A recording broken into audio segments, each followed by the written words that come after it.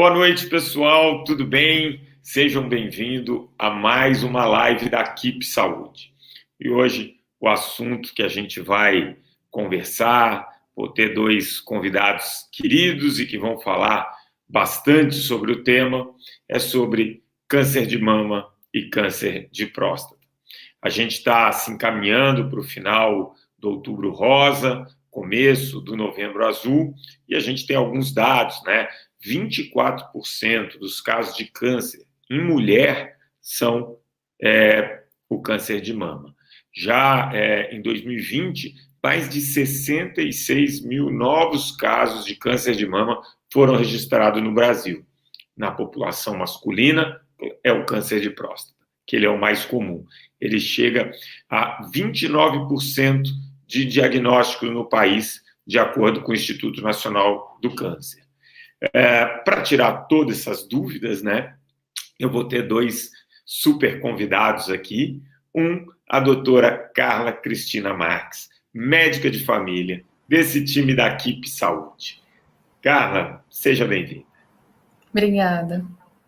E também, para completar esse time, esse bate-papo, o grande amigo, doutor Marcos Loreto, diretor técnico da Keep Saúde. Então, gente, essa nossa live ela é interativa, a gente já fez algumas, vocês precisam participar, tirar suas dúvidas, isso é que é bacana. O doutor Marcos Loreto está aqui para isso, a doutora Carla está aqui para isso, no que eu puder ajudar também, vou contribuir com informação. Tá? A gente está ao vivo pelos canais oficiais da CBN no YouTube e no Twitter, tá bom? Doutora Carla, doutor Loreto, sejam bem-vindas a mais uma live da Keep Saúde aqui na CBN. É um prazer ter vocês aqui. Loreto, fala um pouquinho aqui dessa situação que eu descrevi, câncer de mama super frequente em mulheres, câncer de próstata super prevalente entre os homens. Bom, primeiramente, boa noite, Márcio. Boa noite, Carla. É um prazer estar aqui com vocês. De fato, a gente está aproveitando esse momento do Outubro Rosa e do Novembro Azul para discutir um pouquinho sobre dois tipos de tumores extremamente prevalentes na população, tanto masculina e feminina. E a ideia é a gente trabalhar muito forte com a questão do diagnóstico e das medidas de prevenção, que são extremamente importantes. A gente sabe que o diagnóstico precoce faz toda a diferença na abordagem terapêutica desses dois tipos de tumores, que têm um potencial de cura muito grande, desde que diagnosticados e tratados no momento correto. Mas o que a gente pretende, acima de tudo, Márcio, é deixar muito claro que existem as coisas certas para serem feitas nos momentos certos. E que as medidas de prevenção são extremamente importantes e a gente pretende discutir todo esse assunto agora nessa live, nesse momento. E eu quero pegar esse gancho, né? E você falou do diagnóstico precoce. Quando você conversa com qualquer oncologista, ele fala, o diagnóstico precoce pode fazer toda a diferença no tratamento enfim, em como vai finalizar essa situação. Então, a minha pergunta é como é o rastreamento do câncer de mama, como é o rastreamento do câncer de próstata, quais são as idades mais afetadas por essas doenças? Bom, primeiro, boa noite, obrigada pelo convite. Acho que primeiro a gente tem que entender o que é um rastreamento, né? O rastreamento é um exame que serve para pesquisar em toda uma população um tipo de doença que pode ser tratado precocemente, né? E aí, acontecendo isso, a gente diminui a mortalidade dessa doença. São os dois tumores mais comuns em homens e mulheres, né? Então, os tumores de próstata e os tumores de mama. No caso do câncer de mama, é importante fazer, então, o rastreamento nos dois casos na periodicidade adequada, né? A gente sabe que para os tumores de mama, de acordo com o Ministério da Saúde e com grandes entidades médicas, a periodicidade é dos 50 aos 69 anos, de 2 em 2 anos, né?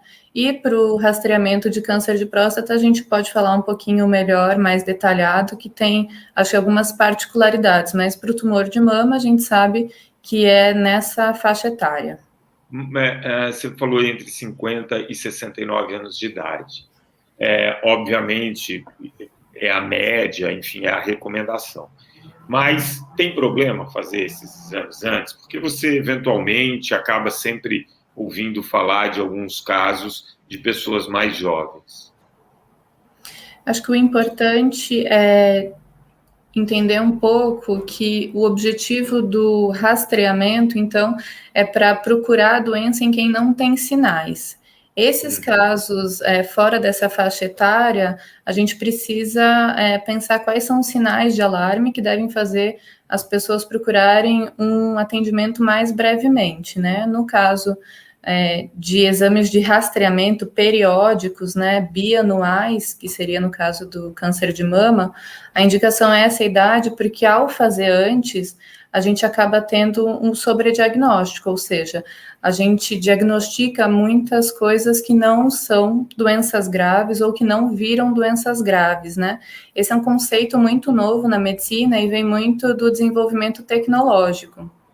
Então, existem tumores de comportamentos diferentes, tumores que são de crescimento muito rápido e tumores que são de crescimento muito lento ou até não progressivo, né?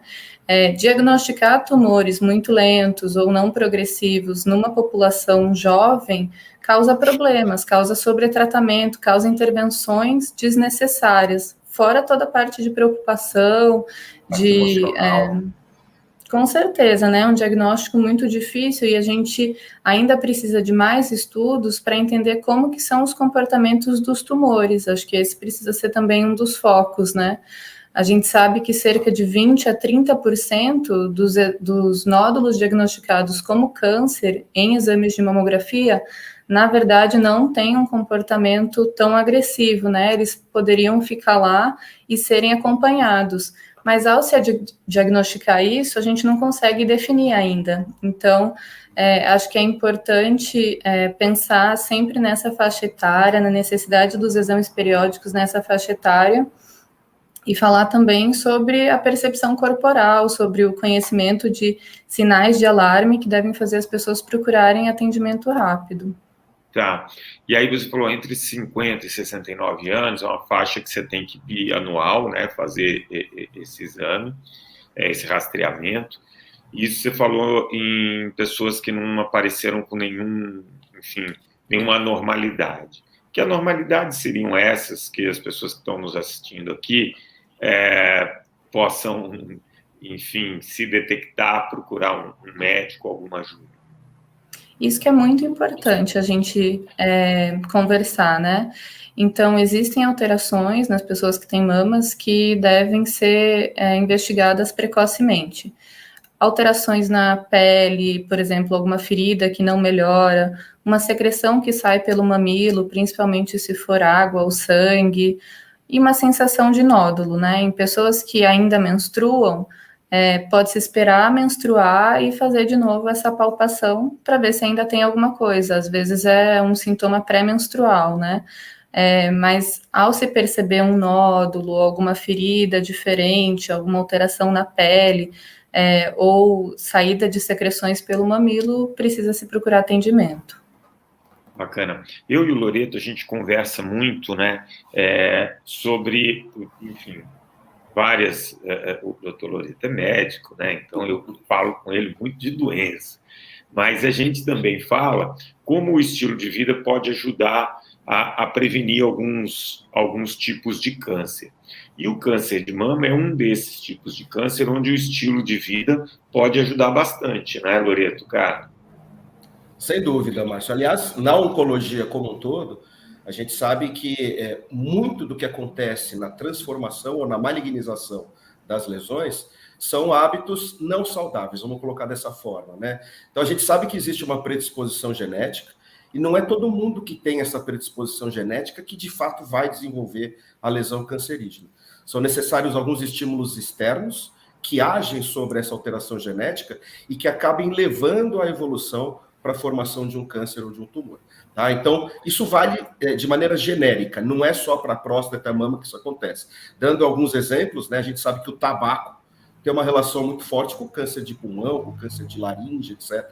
Claro que a gente conhece pessoas que fumaram a vida inteira e não que desenvolveram câncer, porque talvez tenha uma genética um pouco mais forte, um pouco mais propícia, né? Um sistema imunológico que consiga reconhecer essa célula estranha e rapidamente atacar essa célula estranha, evitando a progressão por uma malignização. Mas, sem dúvida alguma, a manutenção de hábitos saudáveis, uma nutrição saudável, né, alimentos in natura, com poucos conservantes, que tenham menos dessas substâncias aí que são utilizadas para dar cor, etc. e tal, a gente sabe que isso de certa forma, protege, né, melhora o sistema imunológico. A gente também sabe que a atividade física regular melhora a circulação sanguínea, fortalece a imunidade e também tem um aspecto muito forte na prevenção. E a gente tenta focar muito isso na equipe, né, Márcio? A gente tenta trabalhar forte nesses pilares de boa saúde, justamente para a gente ter uma ação preventiva de forma genérica no câncer como um todo. E aí é que eu queria tocar num ponto em relação à equipe, Loreto e Carla. A Carla é uma das médicas da equipe que faz esse acolhimento inicial, e é bom a gente distinguir aqui, né, o que é um diagnóstico precoce, né, e do que é um estilo de vida preventivo. Porque muitas pessoas acham que, então, eu vou fazer exame todo ano, mesmo sem necessidade, como se isso fosse uma mudança de estilo. Não, você tem um diagnóstico precoce, que é importante, a gente sabe as faixas que são recomendadas para isso, né? E fora alguma normalidade, como a Carla falou, não há necessidade, mas eu acho que o grande diferencial aqui, que eu percebo na equipe, Loreto e Carla, me corrija se estiver errado, é toda uma orientação, claro, em cima de uma primeira avaliação do ser humano, né? E a partir daí estimular uma mudança de estilo de vida e dar ferramentas para que, no momento certo, ele possa fazer um diagnóstico precoce, se esse for o caso. Com certeza.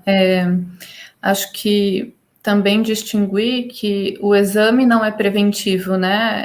É muito popularmente conhecido como exames preventivos, né? Mas o exame ele só diagnostica alguma coisa que já está lá. Que bom que o exame pode fazer isso, mas a forma de prevenção, e esse é um dos focos, né, na equipe, na atenção primária, então, da gente pensar quais são as possibilidades de vida para aquela pessoa, e fazer essa informação, né? Então, a parte de uma orientação com o educador físico, né, com a equipe multidisciplinar, para o que cabe para cada pessoa, né, na vida dela, orientações nutricionais, então, como o Loreto falou, né, uma alimentação um pouco menos industrializada, se possível, né, mais natural, com coisas orgânicas, e um dos outros focos também saúde mental, né, para a gente pensar que uma rotina com menos estresse, com qualidade de sono, com todas essas características, promovem, né, uma possibilidade de não precisar de tantos exames, né, e até fazer tantos exames também pode ser um fator de estresse, né, que gera ansiedade. Por isso que é importante respeitar essa periodicidade, né. E é uma quebra de paradigmas, né? Porque durante muito tempo se buscava aquele super check-up anual, só que você não muda aquele estilo de vida, e aí você vai no ano seguinte fazer o check-up, você não mudou absolutamente nada, você, quer dizer, você vai estressando, você vai fazendo uma série de exames sem você atacar ali o preventivo, que era o que a gente estava falando. Agora, em relação aos homens, né, tem a questão do rastreamento do câncer de próstata, e aí é super polêmico, porque envolve também uma coisa cultural, um certo machismo, também existe a questão, mas será que só o PSA resolve, eu não preciso fazer o exame de toque? Como que funciona, Carla, em relação ao câncer de próstata? Também tem se estudado muito mais, né, e grandes estudos populacionais com boas evidências científicas atualmente indicam, né, que o PSA, que é aquele exame sanguíneo associado ao toque retal, que é a parte do exame físico, não são mais indicados tão periodicamente quanto já se foi um dia, né? As entidades médicas têm revisto essas orientações e atualmente se percebe que tem um pequeno benefício em um grupo selecionado de pessoas que se realize esse exame. O importante, acho que, de novo, é a gente conversar sobre o risco e benefício de cada uma dessas coisas, né? Ao se fazer um exame, se fazer na periodicidade adequada e saber que pode ter um falso positivo, um sobrediagnóstico, né? Um falso positivo, por exemplo, num exame de PSA, ele pode estar alterado por outras coisas, não por câncer, né?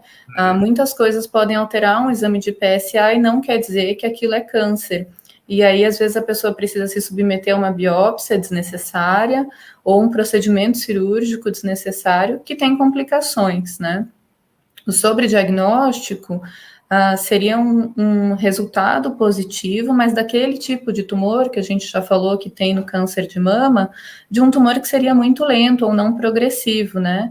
Existe até um estudo muito interessante que foi feito fazendo autópsias em vários homens que morreram por outras causas, né? Não de câncer. E se observou que muitos desses homens tinham tumores na próstata, né? E ao perceber isso, a gente entende que não necessariamente ter um tumor, a pessoa vai morrer daquela doença, né? Não aumenta a mortalidade, né?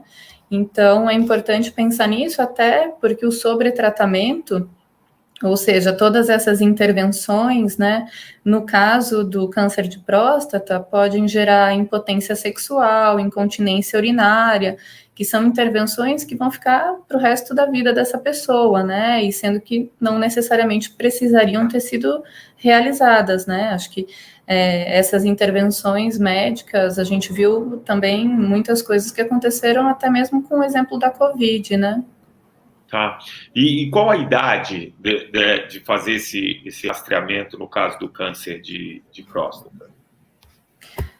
Precisa ser individualizado, né? No geral, dos 55 aos 69 anos, deixa eu até checar. Tem que levar em conta também hereditariedade? Tem que levar em conta muitas coisas. Existem questionários que são aplicados para entender se esses sintomas têm um maior ou menor risco, né? Então, se a pessoa tem sintomas urinários, por exemplo, está urinando com muita frequência, precisa fazer força para começar a urinar, se tem alguma presença de sangue na urina, se tem alguns outros sintomas. Isso são indicativos para procurar um atendimento. No rastreio, que foi a sua pergunta, né, existem fatores como hereditariedade, né, então histórico familiar, e a presença de alguns sintomas.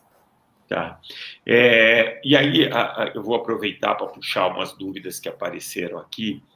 A Mari pergunta do câncer de mama, né? Qual é o estágio mais avançado? Quando você pega no estágio mais avançado, mesmo assim o câncer de mama, ele tem cura? Depende, acho que existem muitos marcadores de tumores, né, que precisam de uma avaliação mais individualizada.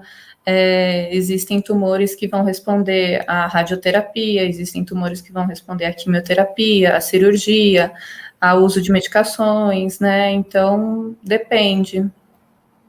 A Emily até ela fez uma pergunta também, que volta um pouco do que a gente já falou aqui, que é da idade mais comum, né? Que é entre 50 e 69 anos. E aí os exames, a doutora Carla já falou, né? Os exames são realizados justamente por estudos, né, que epidemiologicamente conseguem definir qual é a faixa etária que tem maior prevalência incidência, né, desses casos. Então, a faixa etária é essa, né, dos 50 e 69 anos. E aí vamos falar um pouquinho em relação a essa mudança de estilo de vida, né? Como que ela pode ser importante? Você falou ali, atividade física, você falou em relação à alimentação.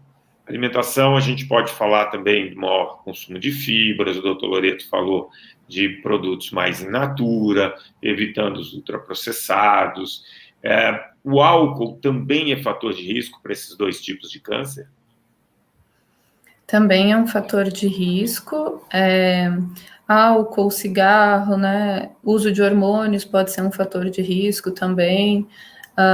Existem fatores protetores que também a gente pode comentar um pouco, né? Então, a amamentação parece ser um fator protetor.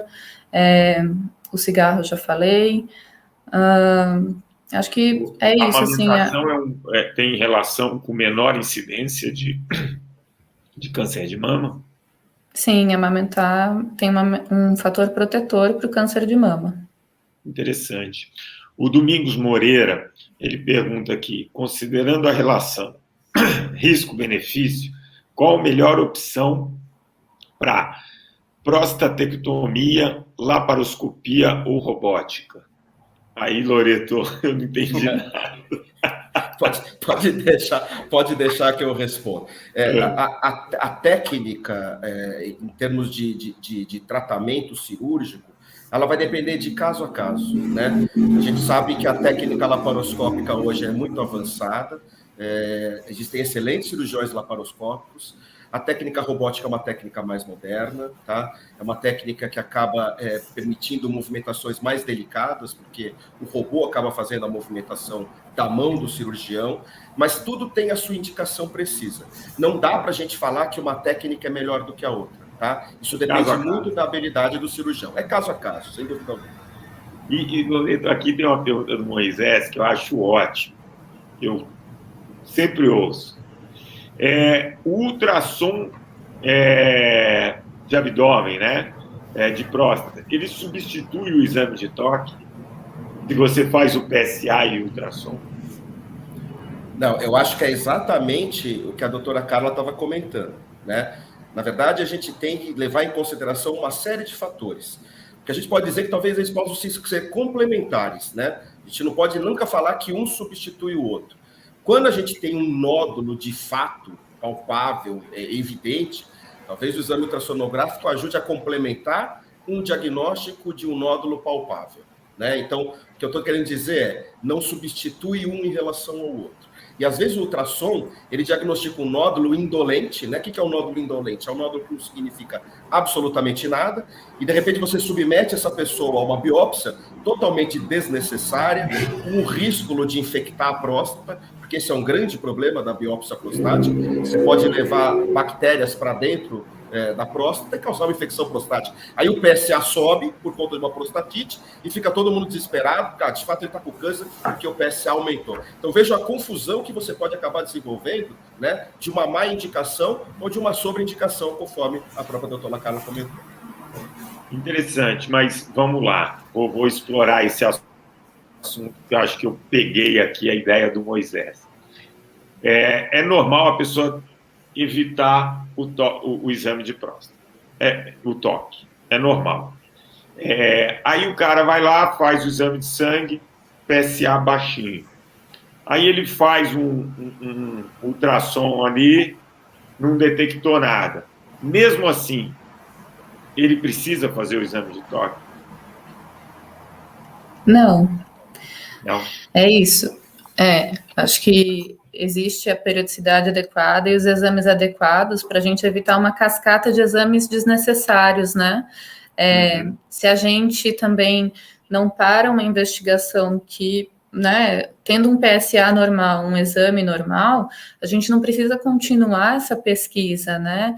E isso também entendendo que isso gera menos estresse e maior qualidade também, né? Isso é preventivo também de procedimentos desnecessários e que causem danos, né? Tá. E aí, a Priscila Gubiotti, eu vou entregar ela aqui. Ela fez uma pergunta e a Priscila, ela faz toda a parte técnica do programa que eu tenho sábado lá na CBN. Ela é uma querida. E a Priscila, ela recebeu o diagnóstico há menos de 2 meses de câncer de mama. Ela tem 44 anos, ela tinha um histórico familiar, ela fez a cirurgia e agora ela está partindo para o tratamento. E o que ela sempre afirma é ficar atento aos sinais que o corpo dá. E aí eu queria que você reforçasse, Carla, aquilo que você falou, né, de perceber um caroço na mama ou na axila, enfim, saída de secreção. Esses são os sinais do corpo, né? Sim, acho que duas coisas. Tendo um histórico familiar, são informações que a gente coleta na consulta também, né? Todo o histórico, né? São todas informações que a gente individualiza ao conhecer a pessoa para entender quais são as indicações de exame, né? Uma pessoa com um histórico familiar, dependendo do histórico, talvez tenha indicação de fazer exames antes. Acho que isso é um ponto. E outro ponto são sinais de alarme, então, que se acontecerem precisam de uma avaliação clínica, né? Sensações, então, de nódulos endurecidos, né? Saída de secreção pelo mamilo, principalmente se for aquoso, né? Um líquido transparente ou sangue. Alterações na pele ou feridas, né, diferentes, assim, que você percebe que não está cicatrizando na mesma velocidade que em outras partes do corpo, são os principais sinais. E aí eu vou pegar o exemplo da Priscila para a gente falar um pouquinho das pessoas que eventualmente foram diagnosticadas ou com câncer de mama ou com câncer de próstata. Passaram por um tratamento cirúrgico, eventualmente algum tratamento complementar. Como que é essa rotina pós-exame? E aí eu queria completar com um documentário que eu fiz, enfim, entrevistei um oncologista, o Paulo Hoff, e ele estava trazendo alguns estudos, e um estudo interessante de Nova York, que mulheres que tinham tido câncer de mama, e fizeram a intervenção e algum tipo de tratamento, e aí viram que as mulheres que tinham cachorrinho em Nova York, elas tinham uma recidiva menor. Mas aí, quando elas foram olhar mais a fundo o estudo, não era o cachorro em si, era o fato dela andar 2 vezes por dia com o cachorro e ter uma vida muito mais ativa, né? Então, eu queria que você falasse um pouquinho da pessoa que teve, né, e como ela faz esse acompanhamento e quais os fatores de mudança de estilo de vida que vão ser importantes para melhorar, para diminuir a chance de qualquer recidiva. Acho que continuam sendo fatores parecidos, os de prevenção, né? E fazer os acompanhamentos de acordo com a periodicidade indicada, porque existem tumores de comportamento diferentes, né, que vão responder a tratamentos diferentes. Então, existem casos onde vai ser usado medicação, existem outros casos que não vai ser necessário, mas existe uma periodicidade indicada também para exames após, né? Até porque, se a gente pensar a mamografia, que é o exame de rastreamento, é uma radiação.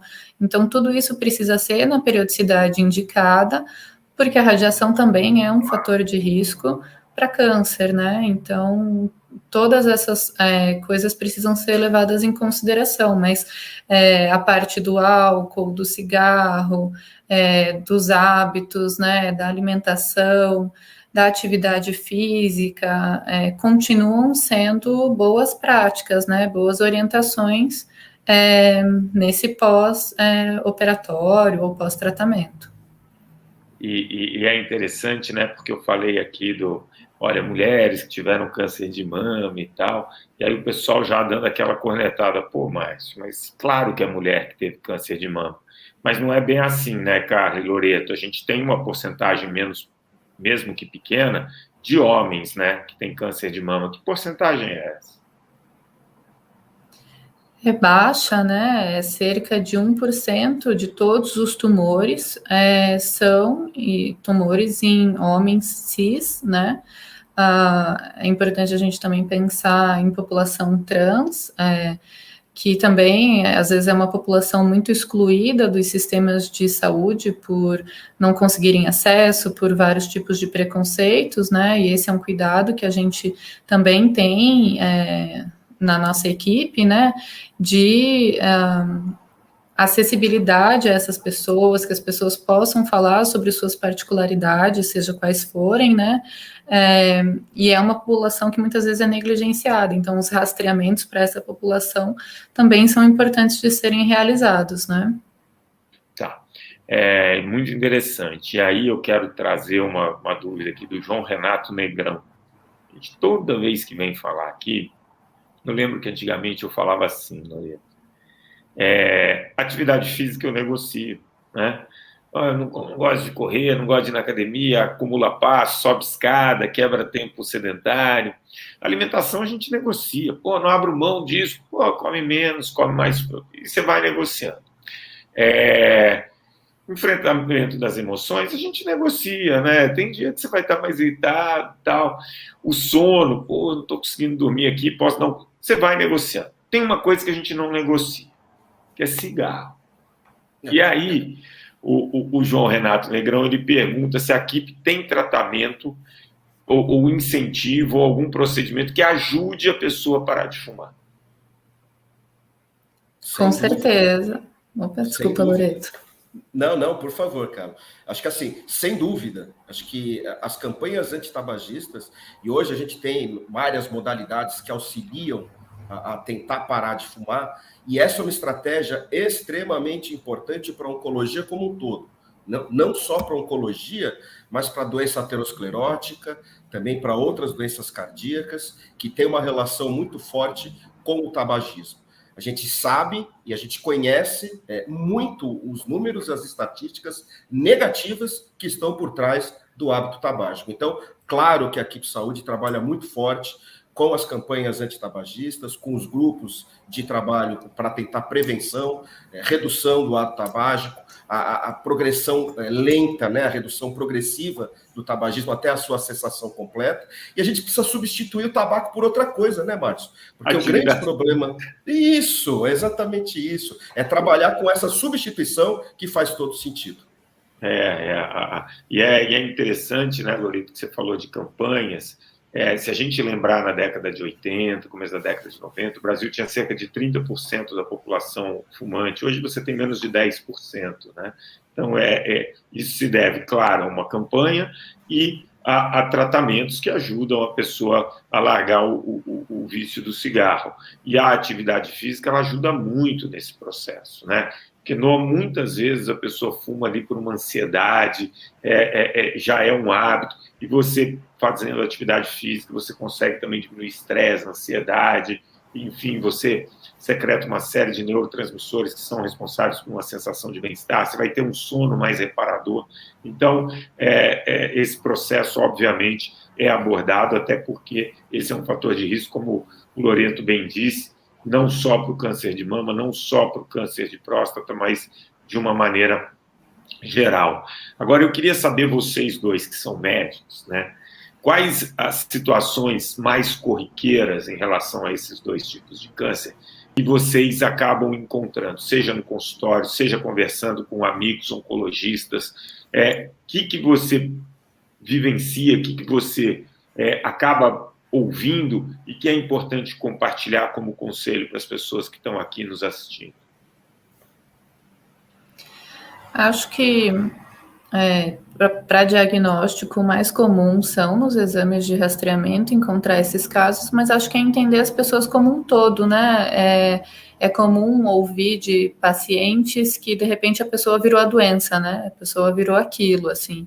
E acho que entender que existe muita coisa para além disso, né? Então, o apoio da equipe multidisciplinar é muito importante nesse sentido.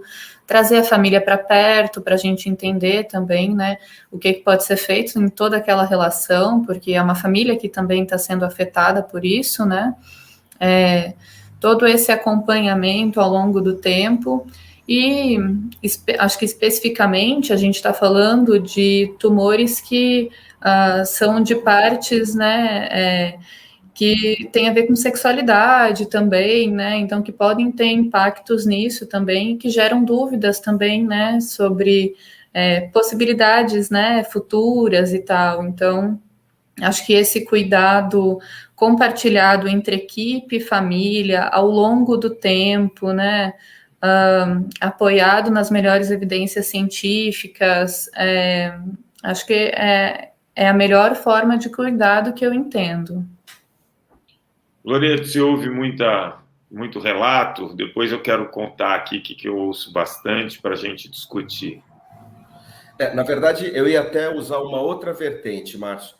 aquela prática de ficar fazendo check-up desnecessário e a pessoa está isenta. Pô, tô livre, fiz lá meu PSA, tá tudo normal, e não pratica os hábitos saudáveis, né? Então, de certa forma, essa sensação, né, de isenção ou de liberdade, pô, tô livre, né? Meus exames desse ano estão normais, meus exames de rastreio estão normais, logo eu estou autorizado a continuar fumando, a continuar sem fazer atividade física nem nada. Então, isso a gente escuta muito dos doentes, Márcio, a gente tem que trabalhar muito forte na conscientização e no uso racional do rastreamento, justamente para rastrear quando de fato precisa, para não fazer o rastreio desnecessário, para a pessoa depois se achar livre de doença e continuar fazendo os seus hábitos não saudáveis, o que vai aumentar o risco dela desenvolver a doença neoplásica futuramente, né? Então, eu vejo um outro lado, né? Esse lado da falta de conscientização no aspecto da prevenção.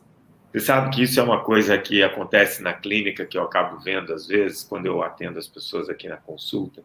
É exatamente isso que o Loreto falou.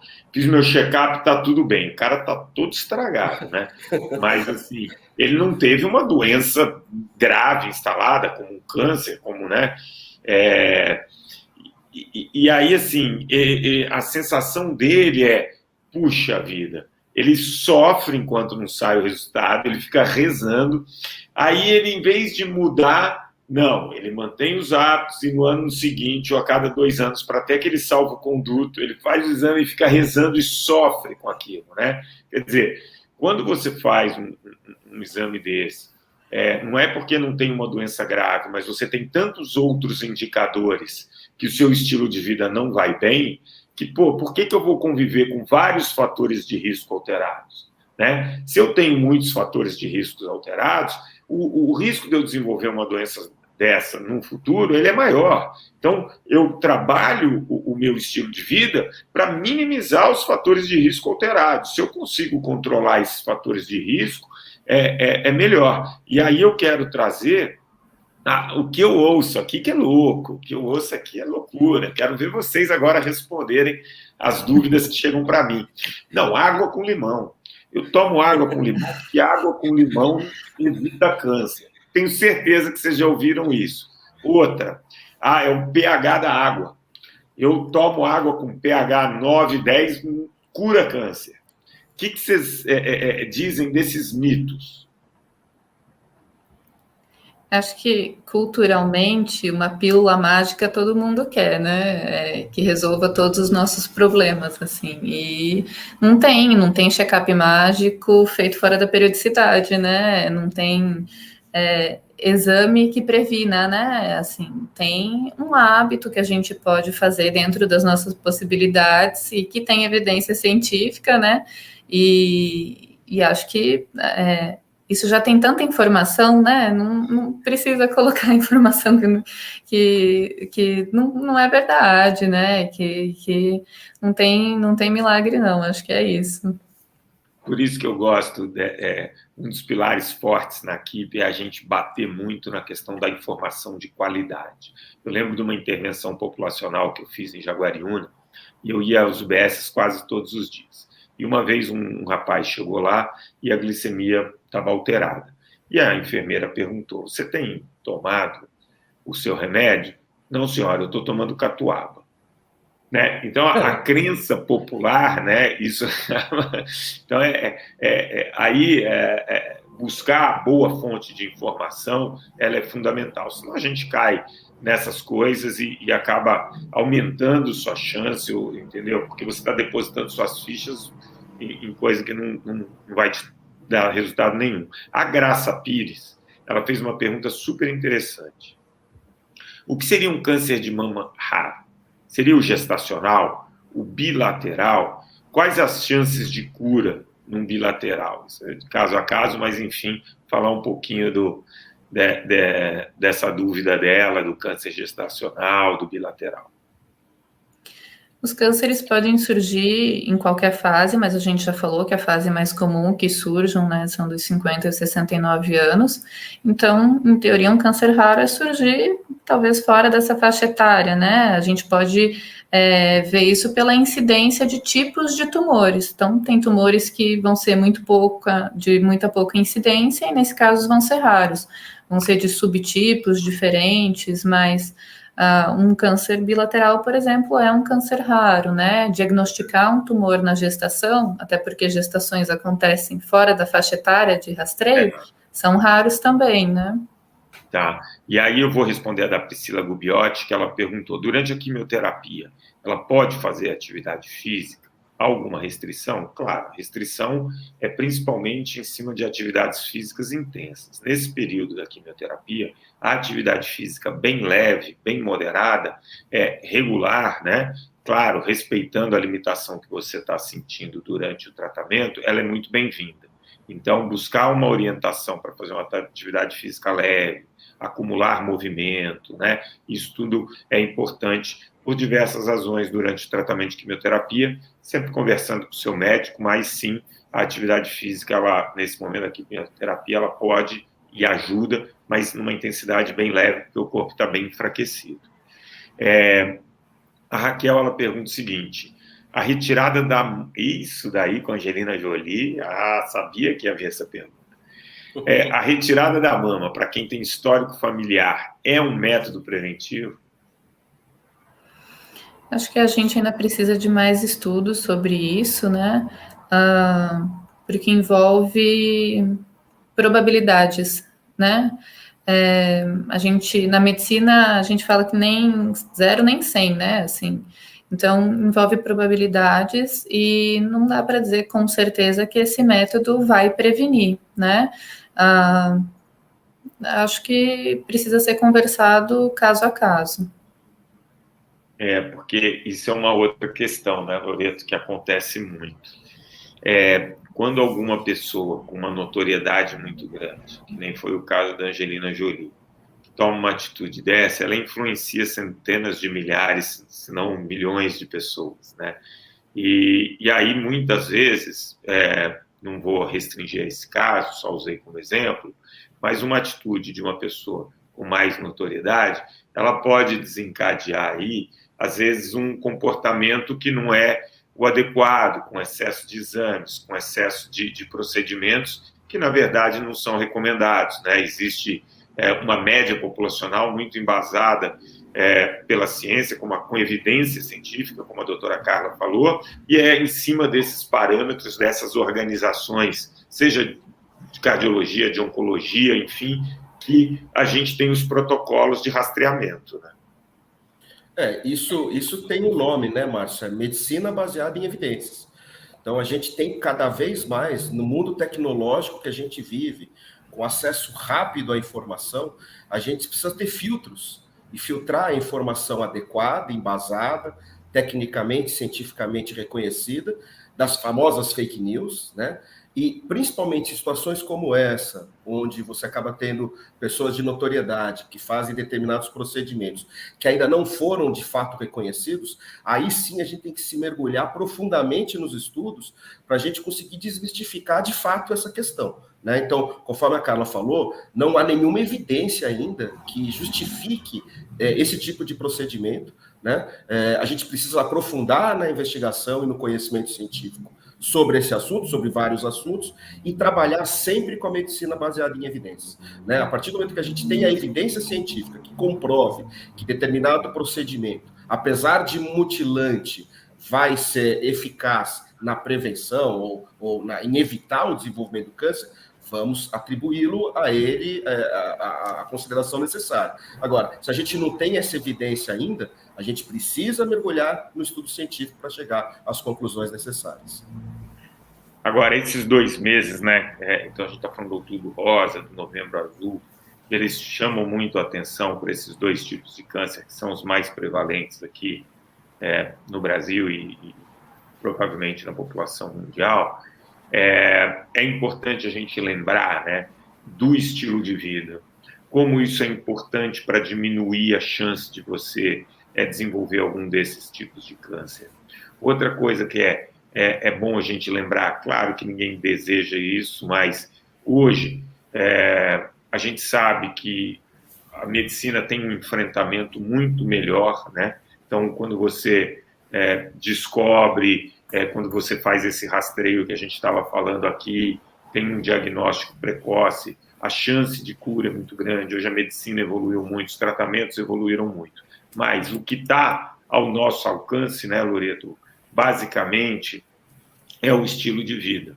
A genética ainda a gente não está podendo ir lá e resolver tão simplesmente, mas o estilo de vida, ele está muito ao nosso alcance, né? Então, fazer toda essa mudança de estilo de vida aos poucos, e aí aquilo que eu falo, mudança de estilo de vida, quando você sai do sedentarismo, quando você melhora a sua alimentação, você começa a ver nos seus exames como você controla o fator de risco. Uma maneira muito boa de você medir se você está controlando o fator de risco é a circunferência abdominal. Não à toa, alguns países, como o Japão, utilizam a circunferência abdominal como uma medida para avaliar risco de cardíaco, de diabetes, né? Então, a gente sabe que essa gordura visceral ela tem uma relação direta com alguns tipos de doenças crônicas e também alguns tipos de câncer. Então, é muito importante, nesses 2 meses, a gente está fazendo aqui uma dobradinha do outubro e do novembro, alertar como é importante também cada um de nós, né, fazer a nossa parte, tentar melhorar o estilo de vida para diminuir risco. Isso sem dúvida alguma, Márcio. Aliás, isso é um aspecto interessante, né? Eu sou médico formado no século passado, apesar da minha carinha jovem, né?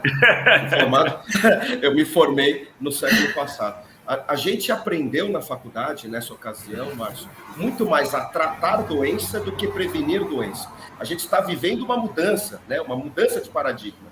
Hoje a gente, de fato, percebe que muito mais do que tratar a doença instalada, nós devemos prevenir a doença, né? Então, a gente está mudando um pouco o enfoque, né? Então, a gente deixa de ser puramente tratador, diagnosticador e tratador, e passa a trabalhar com a prevenção. Isso é fundamental. Isso é fundamental. Sim. Até para a sustentabilidade da saúde como um todo, porque os tratamentos estão evoluindo, estão ficando mais custosos, os métodos diagnósticos também. Então, a gente tem que garantir que a gente vai ter esse acesso, mas a gente também tem que evitar uma quantidade enorme de pessoas doentes utilizando esses recursos. E para isso a gente tem que trabalhar muito forte com a parte da prevenção. E aí nos vários pilares que a gente está comentando, nutricional, o aspecto do sono, a saúde emocional e a atividade física, que sem dúvida alguma é a cereja do bolo aí para tentar ao máximo evitar a evolução desses quadros dolorosos, aí, esses casos de doença que a gente está conversando.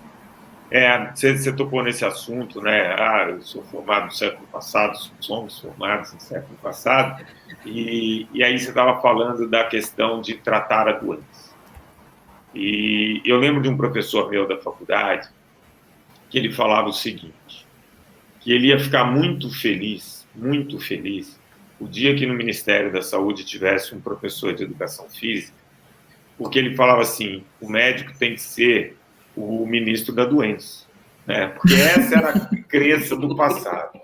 Mas eu não vou entrar nessa polêmica, esse professor era meio louquinho, mas o ponto é o seguinte, o plano de saúde parece que as pessoas entendem como plano de doença, né? O cara vai lá e fala assim, eu quero ficar nesse hospital, né? Quando a gente pensa em saúde, a gente tem que pensar no estilo de vida. O estilo de vida é responsável por 70%, 75% das doenças que acometem a população hoje. Então, vai entrar eleição aí ano que vem, o cara quer votar naquele que vai fazer o hospital do lado da casa dele. Eu não quero hospital do lado da casa, eu não quero ir para o hospital. Né? Eu quero ter um estilo de vida legal para, se possível, e o mais tarde possível, né? Então, essa mudança de mindset é muito importante, principalmente em relação a 2 cânceres que são tão prevalentes, né? Com certeza. Pode falar, Carla, por favor. Acho que existem tipos diferentes de prevenção, né? Existe, na medicina a gente fala de prevenção primária, secundária, terciária e quaternária, né? Só para exemplificar um pouco. Na primária, são as vacinas, né? São o estilo de vida, são essas coisas que a gente pode tentar evitar ter a doença, né?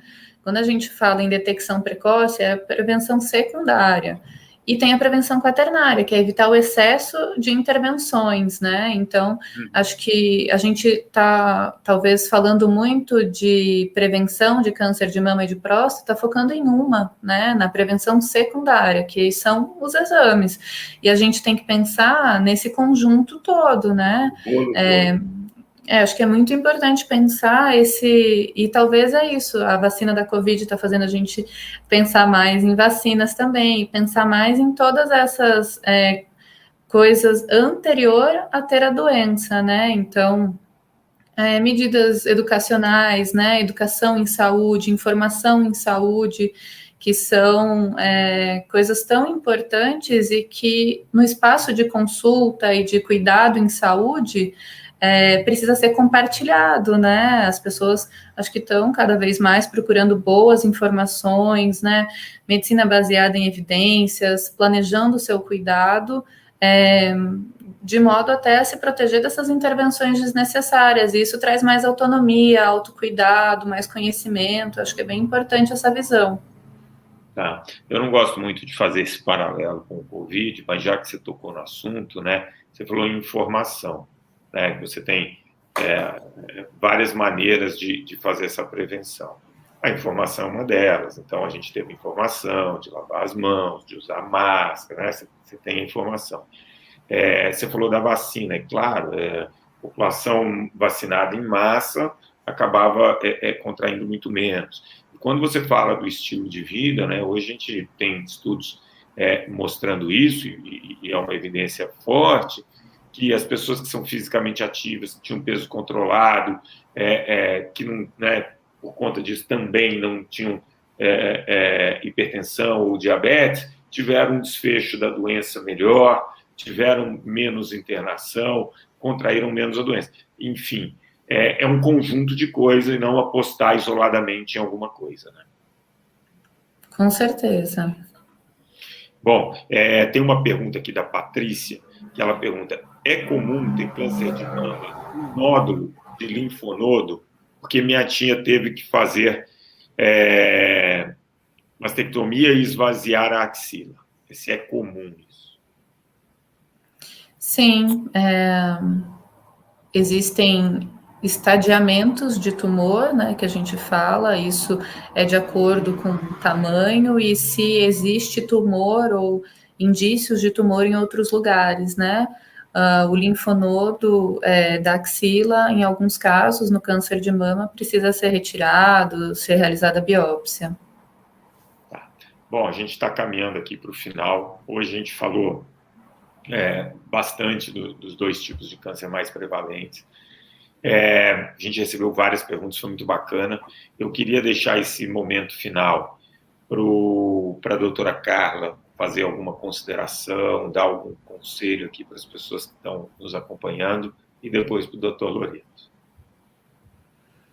Primeiro, quero agradecer o convite. Acho que é sempre interessante participar de encontros que estimulam a educação em saúde, né, e compartilham informações de qualidade. Então, parabenizo também, né, a iniciativa de ter esse tipo de informação, e acho que de recado que eu posso deixar é que a gente compartilhe essas informações, que a gente continue fazendo esse tipo de olhar ampliado de saúde, né, não apenas focado em doença, mas focado nas pessoas e no cuidado das pessoas.